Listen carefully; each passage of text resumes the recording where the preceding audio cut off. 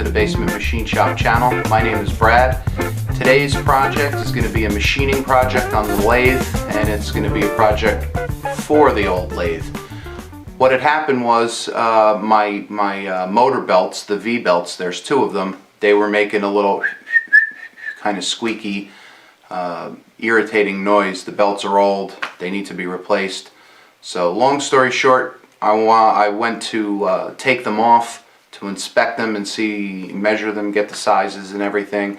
And the tool that I was using to pull the tapered keyway, right, there's a tapered keyway that holds the motor shiv on, it slipped and I pressed up against the edge of the motor shiv and it cracked.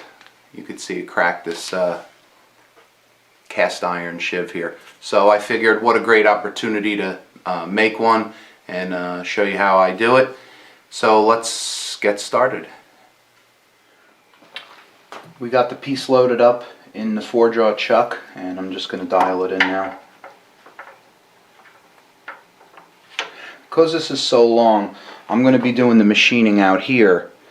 I'm not cutting it down. I'm going to do the machining and I'm going to part it off. So we're going to mount this on the 4-jaw chuck. We're going to dial this end in, and we're going to dial this end in because it's sticking out so much. I'm going to put the steady rest on here.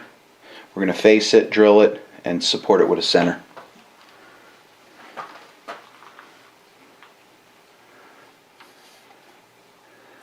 We are almost there. Re-0. So what I do is I do these in pairs. I get them this way, flip it, do it the other way. So this pair is out of jaws is out 1/1000. This guy, let's try this one. So we flip it 180, not out at all. So now I'm really just tightening down, starting the tightening process.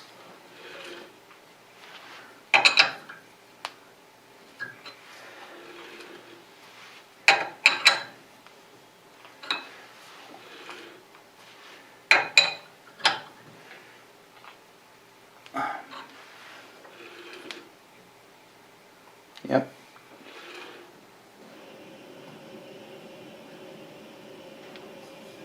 Zero, zero. Alright, now we do a quarter turn to get this next set of pairs in. It's 0. That's just under 0. So let's get this guy. Push it a little, tighten it down. So we're now about 1/1000th under 0. Push this guy in, get that.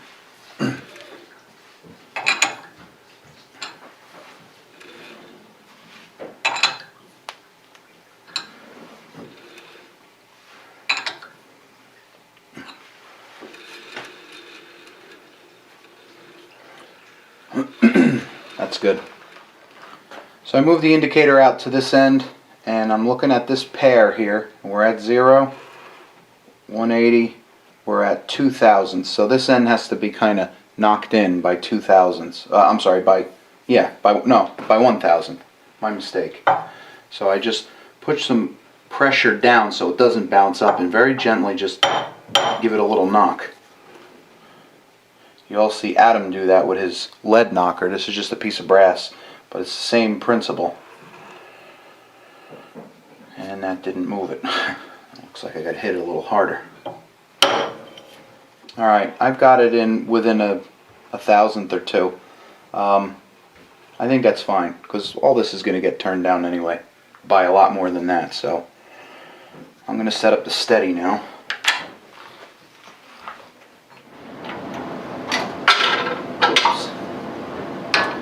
Just barely touching.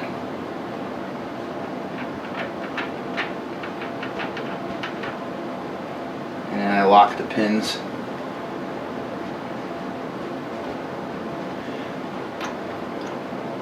All this is just going to make sure our piece doesn't go wobble wobble on us. Going handheld here to show you, we're going to use our new adapter that I made. This is going to go underneath the camera. This guy's going to go right here, right in here, into the Noga, and we're going to set this up on the tool rest to try to get some cool trick shots. Now the noise you're going to hear is going to be the steady. The metal isn't perfectly round, so it's kind of colliding with the steady. It's like, you know, bouncing back and forth. But again, I'm just taking a facing cut, holding this here until I can drill it out, and then we're going to pin it with the live center. So here we go.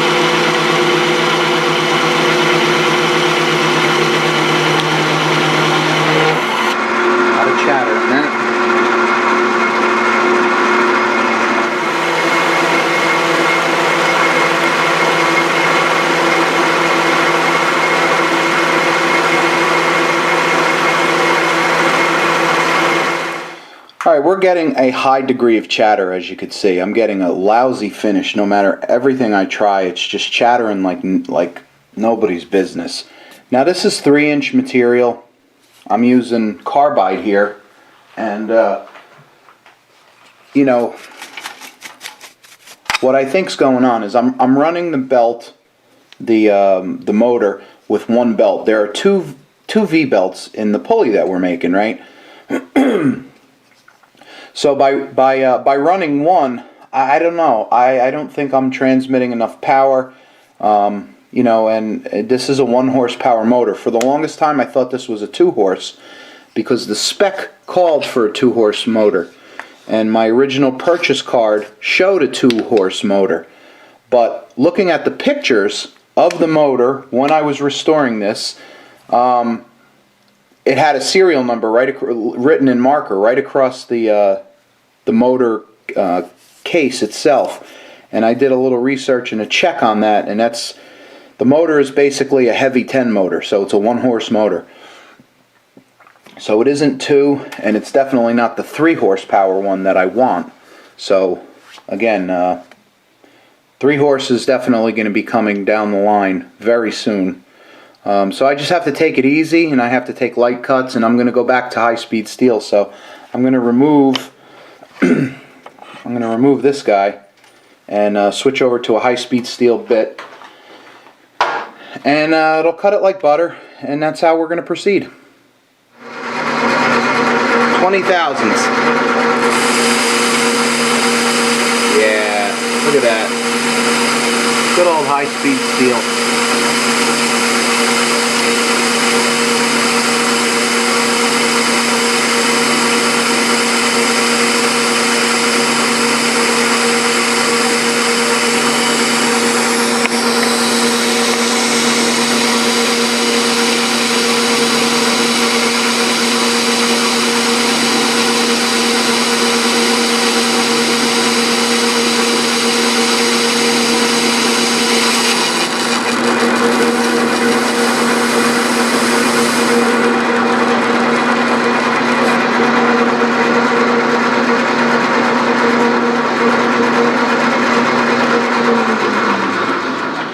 Hundred thousandths depth of cut. Let's see what we got.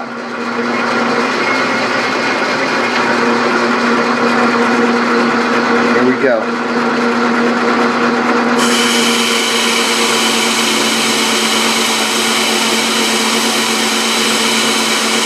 I don't like that shift one bit. And I could hear the motor straining without that second V-belt.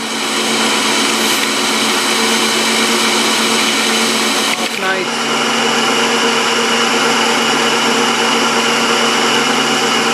Had a few Klingons, but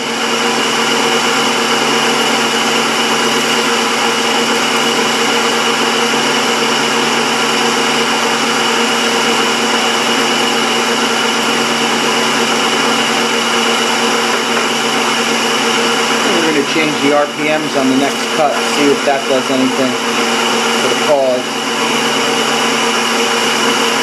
Take a reading with the micrometer now.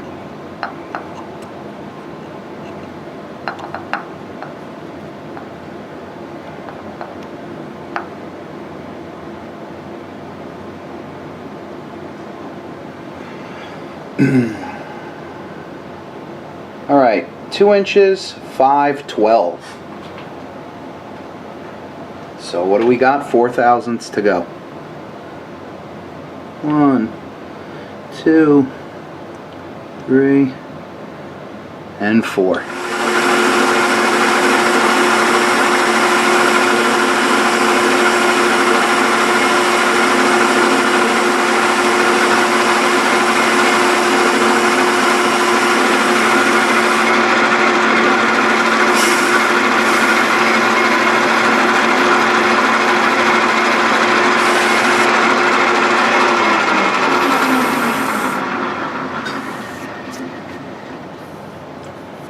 Not too bad. Let's take our final measurement here and just see if we hit our target.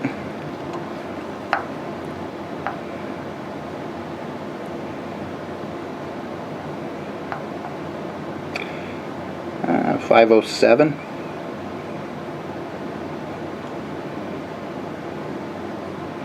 Yep, 2 inches, 507. We've gone in 1/1000th too small. Big deal. No worries whatsoever.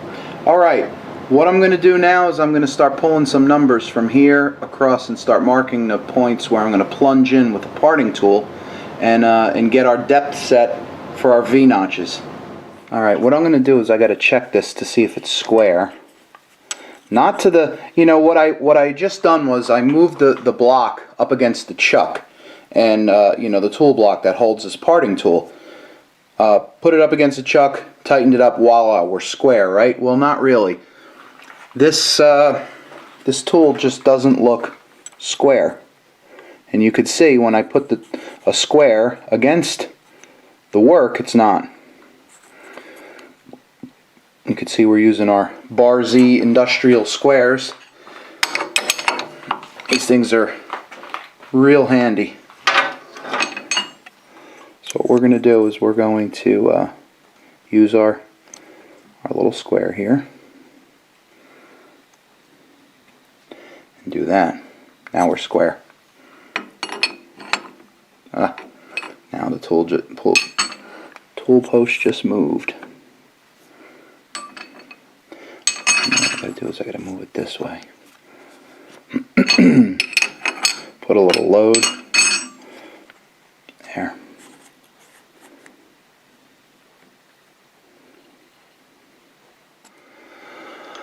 Okay, now what we need to do is set up a mag base to clock how far over we are. So I'll be right back with that.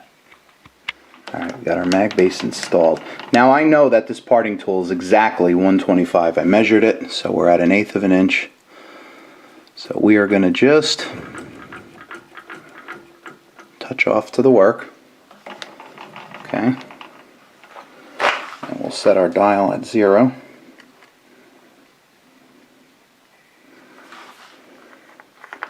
Setting this, the camera can't see what I'm doing, but I'm just setting it down here. It's a regular 2-inch, I believe it's a 2-inch dial indicator, start dial indicator on a Mighty Mag. Okay, got our 0 point set. Alright, looking at our crude drawing here, this represents the right side of the tool, and then it's basically right here. We touched off over here. So we have to move, we have to go 198 that way, but that gives us this face. So it's really 198 plus 125. So what we have to do is we have to go down 445 thousandths on each side. 0.445 on each side times 2 890 thousandths. If we subtract that from our diameter, which is 2 inches 507, we have 1 inch 617. Okay, so what I did was I got my calipers, my regular dial calipers here, because I can't get in there with them, and I set them right over here. I set them to the 1 inch 617, and I set my little old school calipers to that measurement, so I could kind of go in and start getting the reading. So we got to plunge in, and I started the cut already. I was getting some chatter, and just wanted to give you all a little tip. See this? This is a Royal Live Center. Okay, I paid some decent money for this on eBay, and when I started to plunge in with this cut here, I was getting enormous chatter, crazy chatter. Why on earth am I getting the chatter? It really started to annoy me, let's just say. So I figured, God, could it be that I'm tightening the chuck, the gibs are snug on the machine, everything is pretty solid. The machine is heavy, it's rigid. What could possibly be going wrong? And it's this. I took this out and I put a dead center in there, and you could notice I put this number 3, I think it's number 3, this stuff right here, extreme pressure lube, number 3. So I put that in there because I don't have any white lithium grease, and I'm running this very slow, and I get no chatter whatsoever, none. I mean, that was the source of the chatter. Yeah, pretty bummed about that. So I might either be looking for a new live center, or maybe that's just common with all live centers, I don't know. But happy that I located the problem. Alright, so 4:45 we got to plunge in. So I just want to see where I'm at now.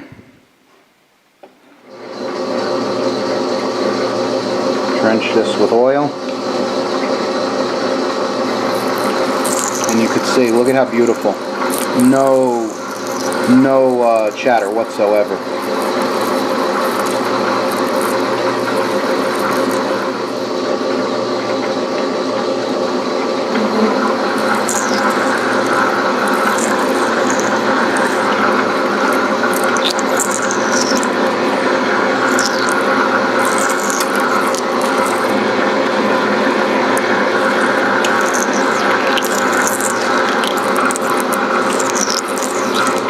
We're now at final depth. It's going to start to chatter because it's just going to start rubbing. There's not enough pressure to push a load onto the tool. So we're at final depth now. We got a bunch more cuts to go. Slow she goes. Slow she goes. Alright, we're down to our last 40 thousandths or so. So we're going to engage the clutch. We're going to flood this thing with some lube until it starts biting. That chatter, here we go. The chatter's going to go away now. There it goes. And that happened because the worm was trying to engage. So here we go. We're at 30 thousandths. We need to go to 45 or 50. No.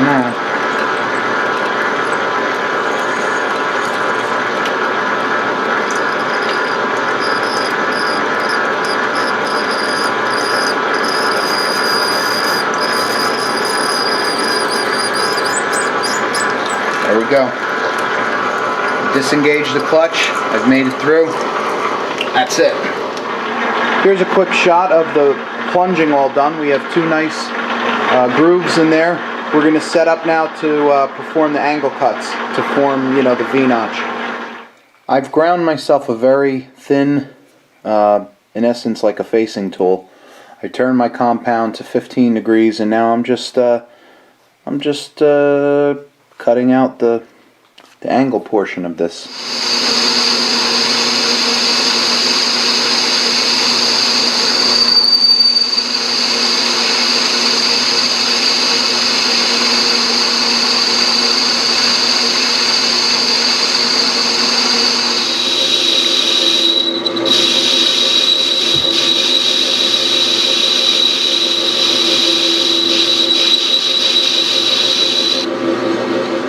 Alright, so we're just drilling the through hole now, the pilot. Get ready for boring.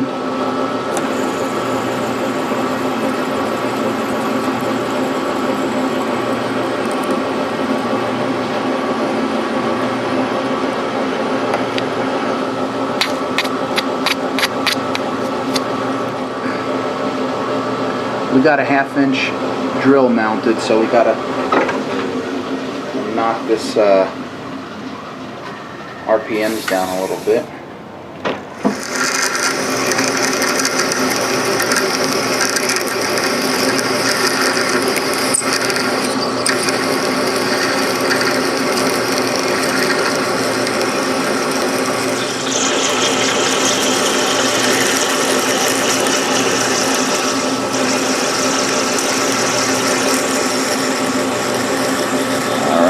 Hit bottom.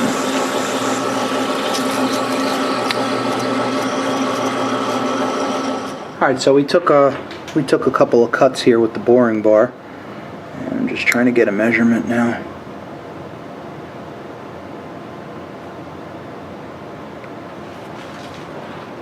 We need to get to 826. I'm sorry, 876.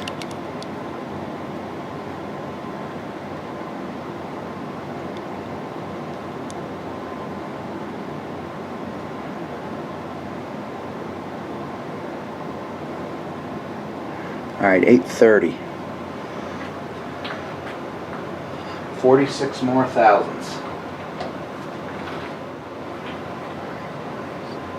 Yeah, we got 46 thousandths, so how am I going to divide this up? I will do a 30, 10, 12, a 30, a 10, and then a 6. I'm going to sneak up on that one anyway.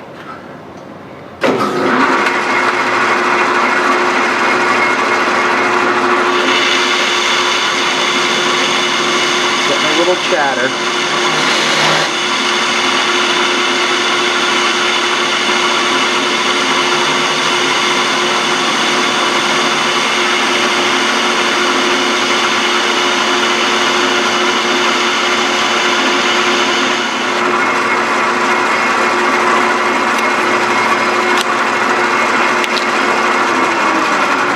Take our measurement now.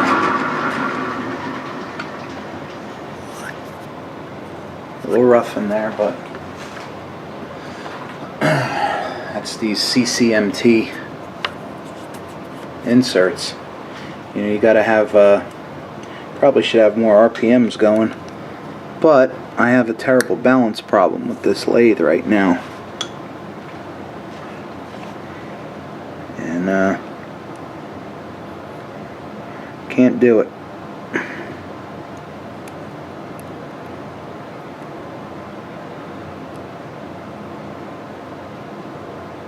Oop.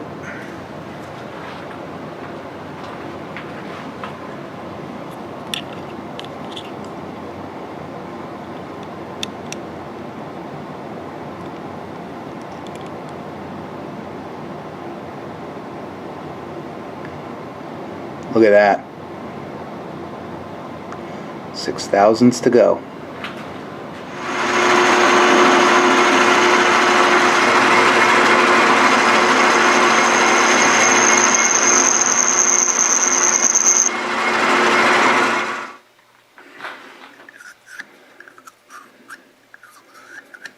Tell you what, if we hit our mark, we're ready to broach the keyway.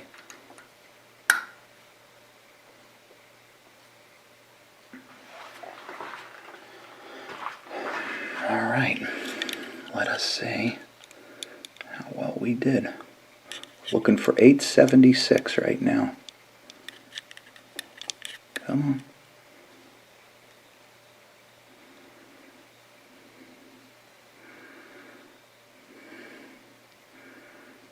Look at that. 876 and a half. Not bad for this old South Bend.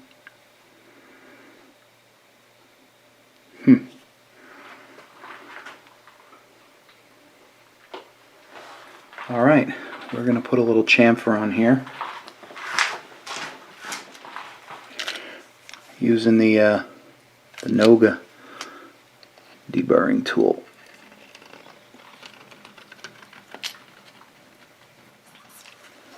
Alright, let's get this thing parted off and ready for broaching. See ya.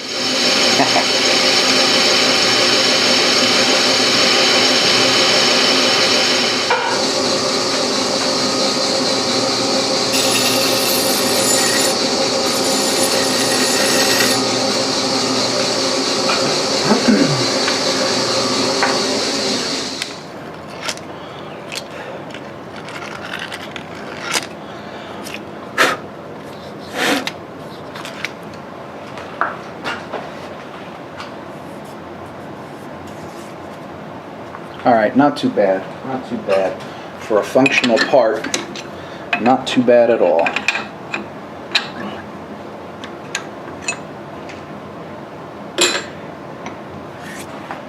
Of course, I just got a scratch from my Noga tool that just fell off it. But in any case, we have ourselves a functional part here.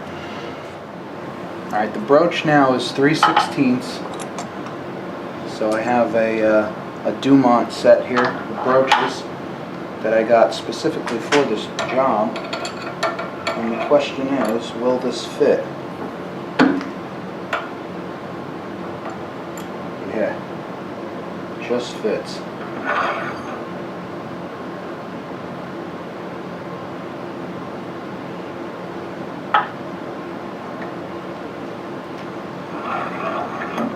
Alright, here we go.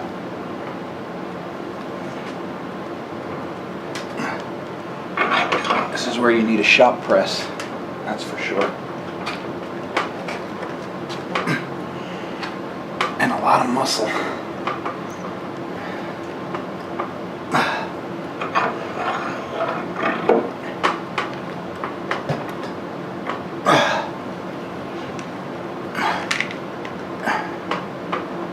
Ooh-wee.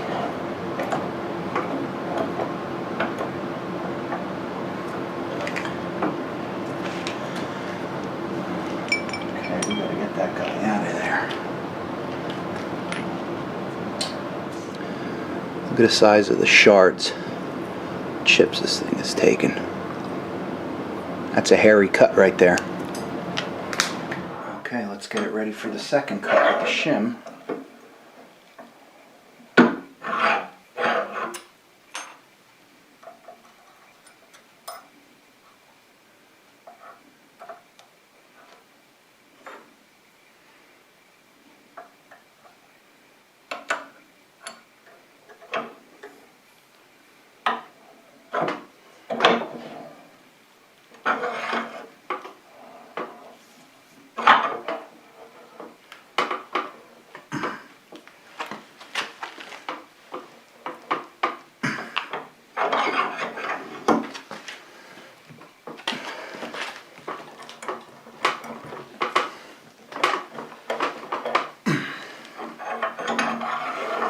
I'm just hoping that these lag bolts hold this thing in, or I'm going to make for a funny video. Oh, God.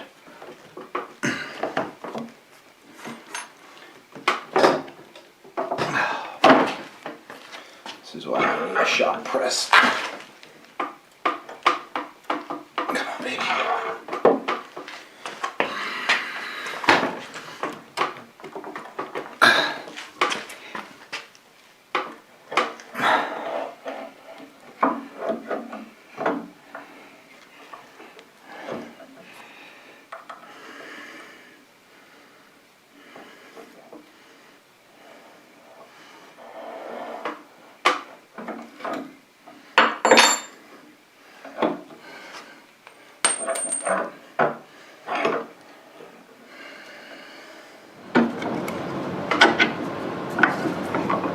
Stubborn, didn't want to come out. Looking pretty good, and there's a burr in here, and I get to try out a new tool. So we got another tool here from Noga, part of the deburring kit, and if you notice, see that little end on there? That's for deburring keyways.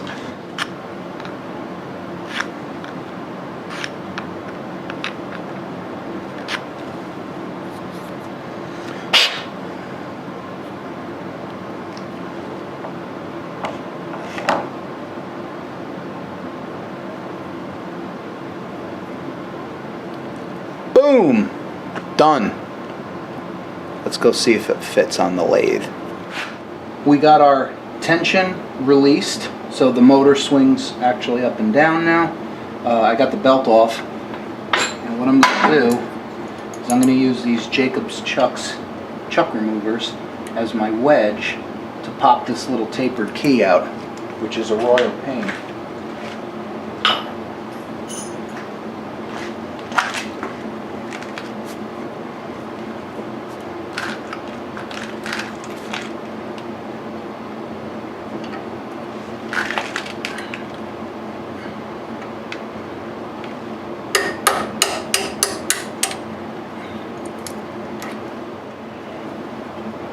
So we'll put the ugly side in. That fits nice, no slop. You really got to watch your fingers here. This thing, you get your fingers caught right in there and the momentum of it will just... Very careful.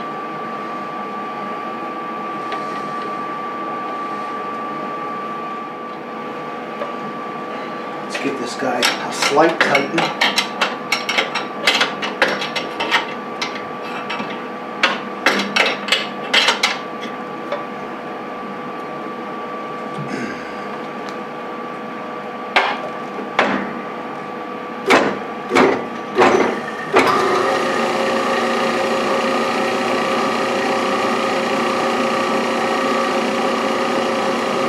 Yeehaw! Success, baby. The last thing I'm going to do now is I'm going to set up the RPM, the tachometer, to measure the RPMs, because obviously if we have a difference in the diameters and everything like that, you know, the RPM is going to change. So let's go take a look at that. And the last time I measured this on the second spindle, that's where I got it on right now, the second cone pulley. So it's really the next to fastest speed. We measured 575, and I'm using this guy right here. This is a Hassel Burn. It's made in Switzerland. A little eBay find.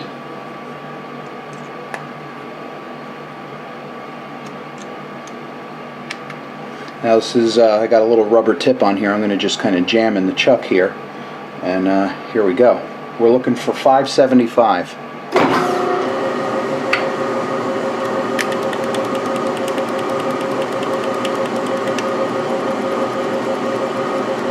Do 3 measurements, and the last one.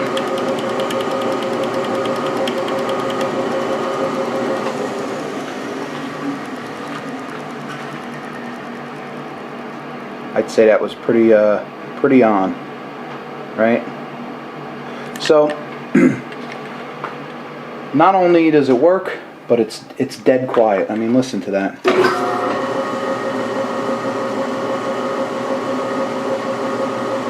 Now, once I replace the belts, it'll, I mean, you know, not that it's going to get any quieter because it's making no noise whatsoever, but definitely just going to get some new belts for it and we should be good to go.